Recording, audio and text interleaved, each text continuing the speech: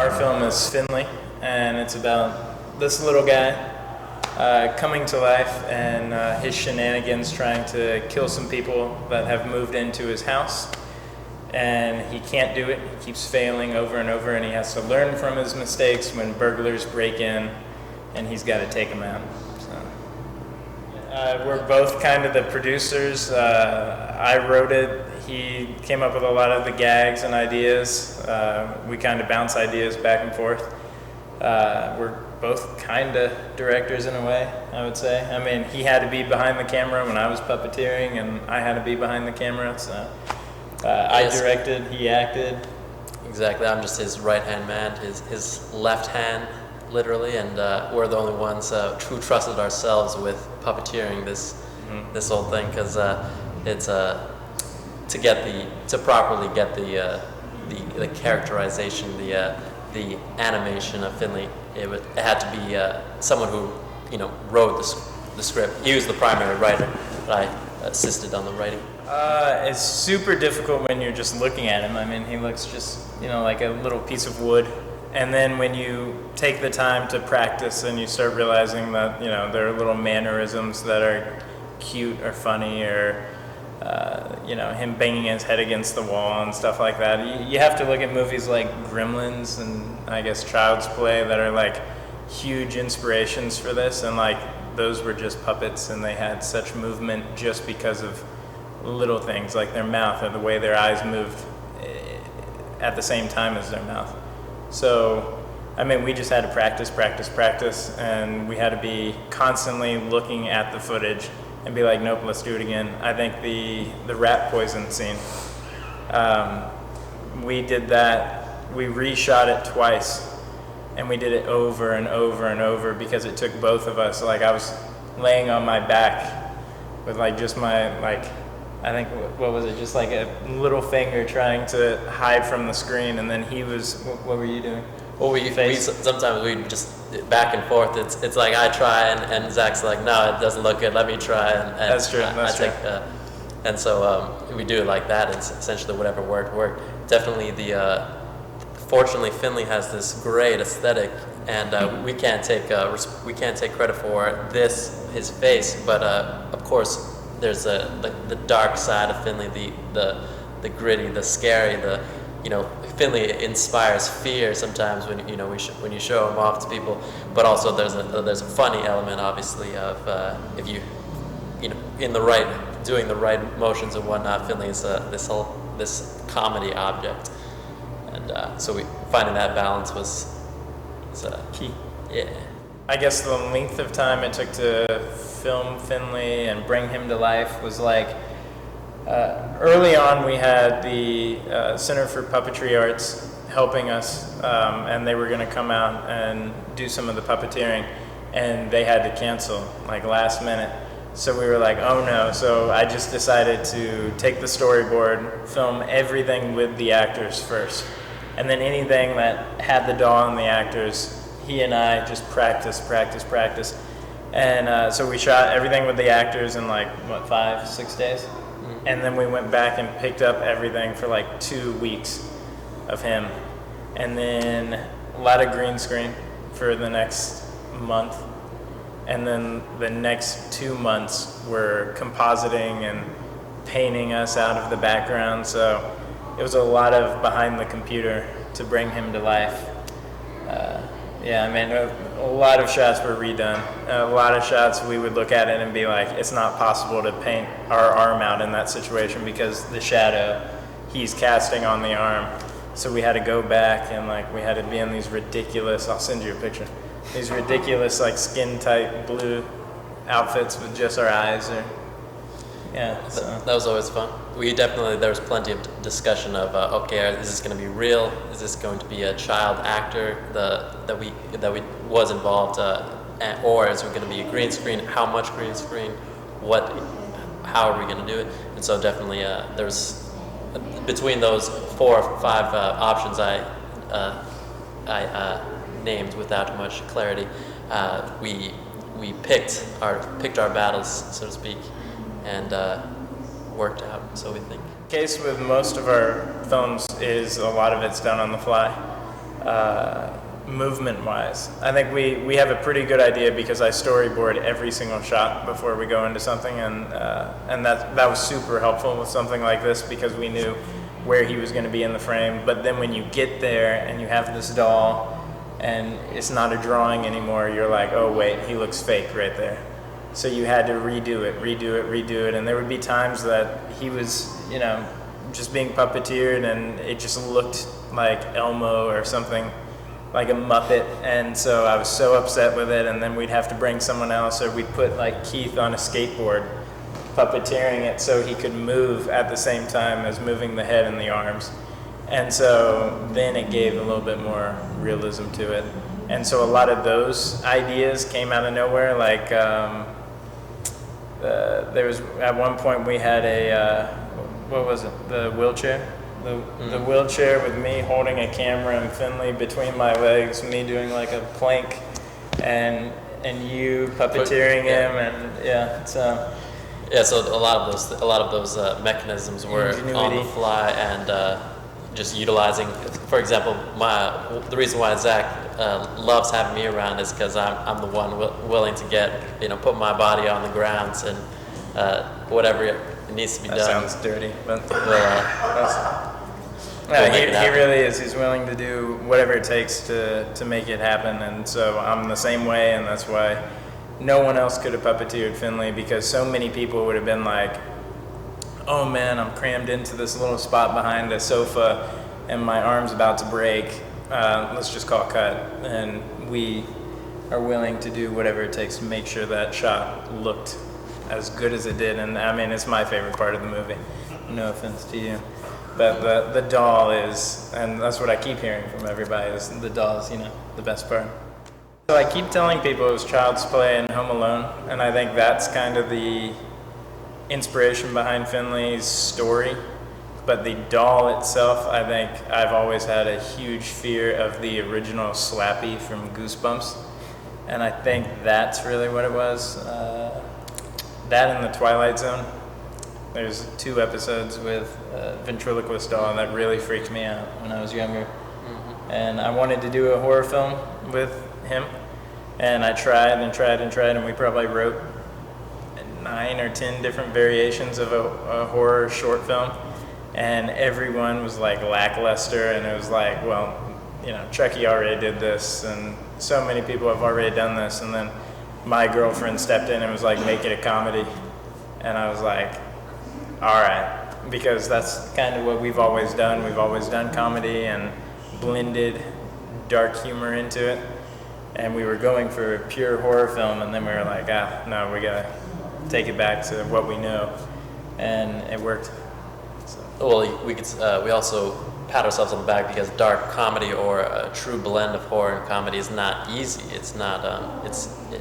You can't step into making that kind of blended of those 2 genres specifically are not necessarily cohesive in many cases, but the script indeed allows for something original, something where the ventriloquist doll can be used for something genuine and novel, rather than redoing some of the past tropes of the ventriloquist subgenre, so to speak. Give credit to me at the beginning of my directing career being terrible, as well as my girlfriend, who always helps me write like the outlines and come up with story points, or she says, no, that doesn't make sense. When I was beating myself up and I wasn't able to make a horror script, she was like, well, why don't you have him mess up and let him use a toaster? And my company's called Unplugged Films.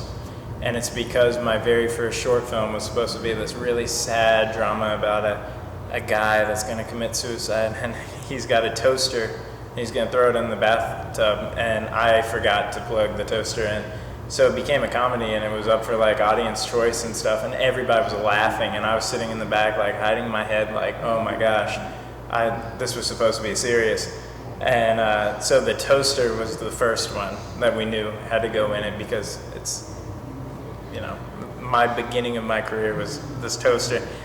And everything else, I think the rat poison is like Child's Play Chucky used rat poison in like 3 of the movies, I think. The tough ones to come up with were like, I think we sat at a table just brainstorming like the marbles and the nails. Like we didn't know how to do that. What other ones? Well, there's the bat and the classic, a very, very not original idea of wielding the knife, and but of course throwing it. The original, something never been done. Of course, is you're thinking as you're watching things like Child's Play. Why can't these grown adults just knock Chucky out of the park, so to speak? And so we had to do that. That was the introduction, the very first death attempt or murder attempt. And from there, it was just sort of, as you could tell, there was obviously a parallel between Finley's failed attempts and the ultimate successes at the end. And so it definitely was intentional, of course, to essentially match, really attempt for attempt. There was only a couple that Finley tried on the kids and didn't try on the burglars. But indeed, we brainstormed. There's definitely murder techniques that were written out or didn't make the final cut. Yep, there were a lot of ones that got removed from the film just because they didn't come back around. And you're trying to do a short film and it's already a 25-minute short film, and it's like you gotta get rid of some stuff. So there were other gags, but these were like the main ones that like everybody knows, classic horror tropes, the killer doll, and we just wanted to show that they wouldn't work really. And really, when it comes down to it, it's got to be like, he had to use all of them at once to be able to take out a burglar, right? It wasn't just a single one of them, and that's kind of the idea. It has been in every one of my films, and he's always behind the camera as well. So I knew he had to be part of it. And originally, he was just going to puppeteer. We had the lead actor get an audition the day before principal shooting started. So then I was like, sorry, you're out. Because we had to move with this doll, and I was like, we were spending money on all this equipment, and I feel bad about it. So sorry, Taylor, if you see this. But Keith took over, and I'm so happy he did. And then Alexa, who is a phenomenal actress, the brunette in the film, she was she was on a set that I was on, and I saw her acting, and I was like, I gotta get her business card. And I remember keeping that business card stored away for when I was gonna do a short film or something. And I whipped it out, and I called her, and I told her the premise, and she was like, I'm so all about it, let's do it. And Brooke is a good friend of mine who's a model, the blonde. She's a model and wanted to get into acting. And then everybody else was, people that really believed in the story and wanted to come out and help. And Chase Anderson was one of the burglars. And then, what's Mike's last name? I have to say it. Pearson. Yeah. Mike Pearson and Chase Anderson were the burglars, and they were absolutely troopers to get beat up by Finley. And, the catching his hand on fire, covered in blood, rolling up in a carpet. Mike's a big guy, and he's rolled up in this little, it was like a metal, a pipe? It was like a metal, air vent. And then we put the carpet around it and shoved the nails in there. And Mike crawled in there, and I was worried he was going to get stuck, but he was... There was real danger on the set. It's true. Yeah. We don't hire stunt guys, we just do it ourselves. If you don't know, you actually cannot light a fire with hairspray, and we kept doing matches, and we kept spraying deodorant, and nothing lit. The hand wouldn't actually really catch fire. No, just the flame wouldn't go. It would? No, it wouldn't. We kept trying so many different things, and it would not work. And we finally Osium. Osium was the only thing that would actually. With Axe, yeah. Yeah. You're talking, yeah. Yeah. Well, Osium was the real. Yeah. So we actually did it, and we used Osium. So for people at home that want to make a movie, don't use Osium. It's a fragrance, and when it lights on fire, it's poisonous. And we didn't know this. That's true. And he lit his hand on fire.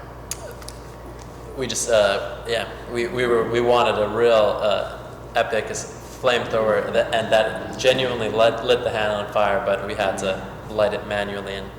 But we did light a hand on fire and dunk it into the water, among other dangerous things, such as having a Man, they're going to shut me down. I'm never going to be able to make another movie. A crossbow with a loaded arrow right behind my head. That was actually maybe one of the worst. Yeah. The worst nights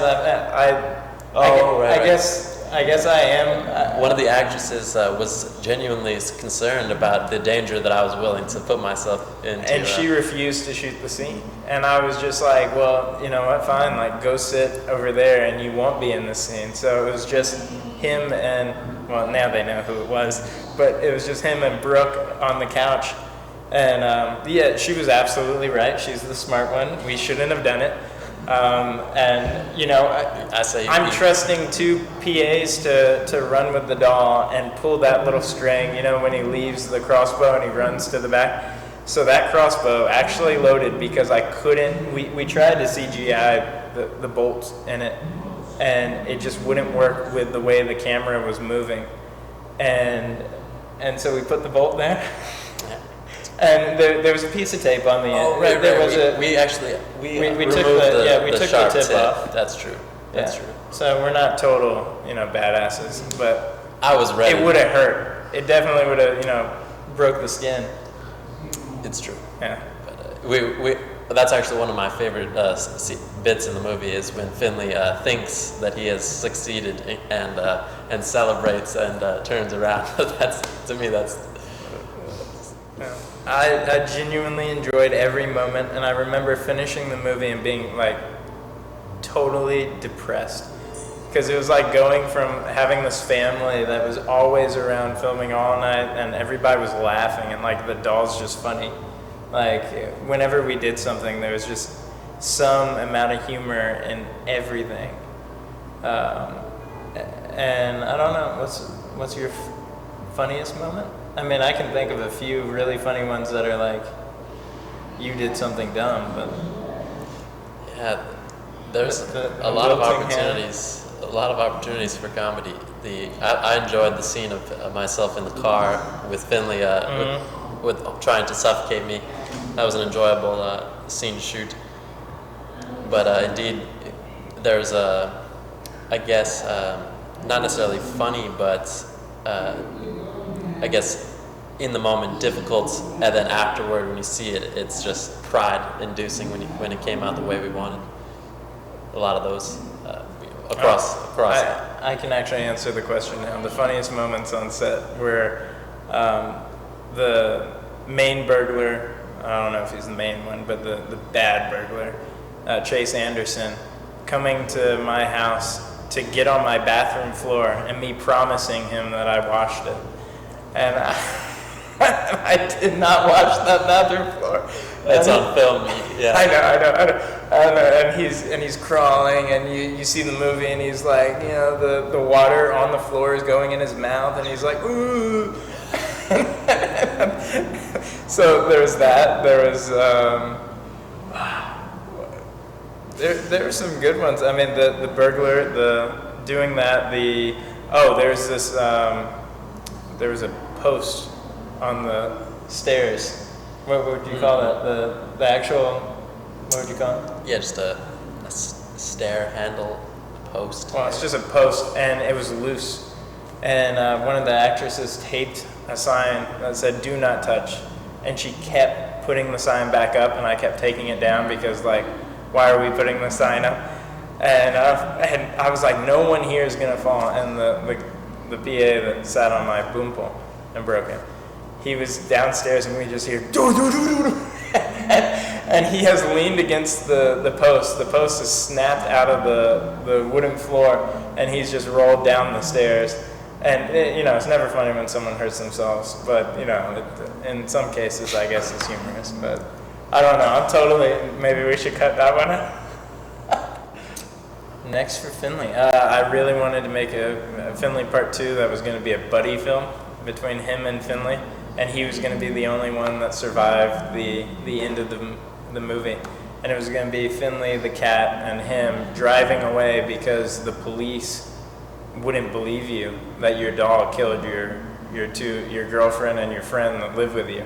So he's on the run from the police, and Finley's still killing people as they go along because now he's good at it.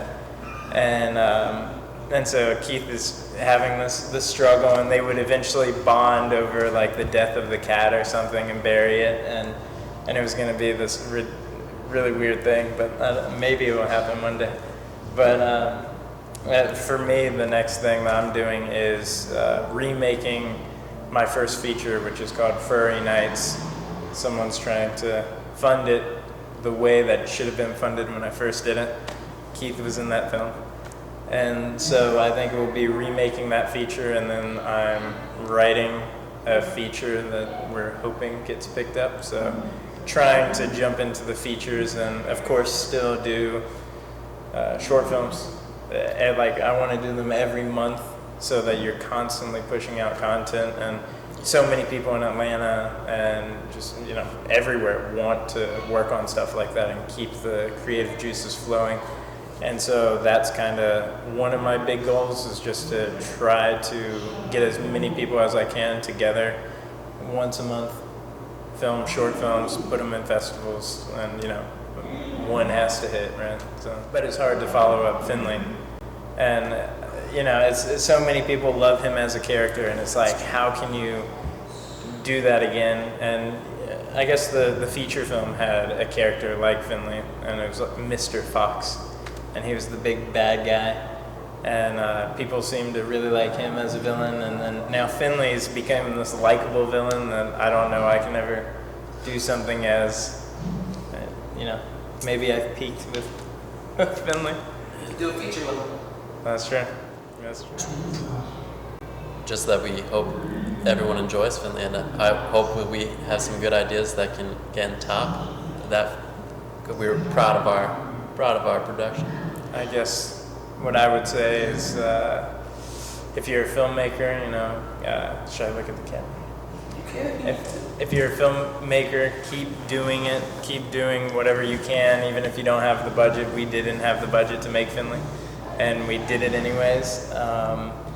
If you're just a lover of cinema, I hope I can keep making things that everybody likes. And if you've seen Finley, thank you so much for all the love. And if you hate Finley, then I don't want to know. But Finley's gotten a lot of great positive feedback, and it's really inspired us to go out and make some more stuff. And hopefully we can, inspire other people one day to do what we're doing now, and that grind and the struggle to get there. So, yeah, I guess. And thank you for having us.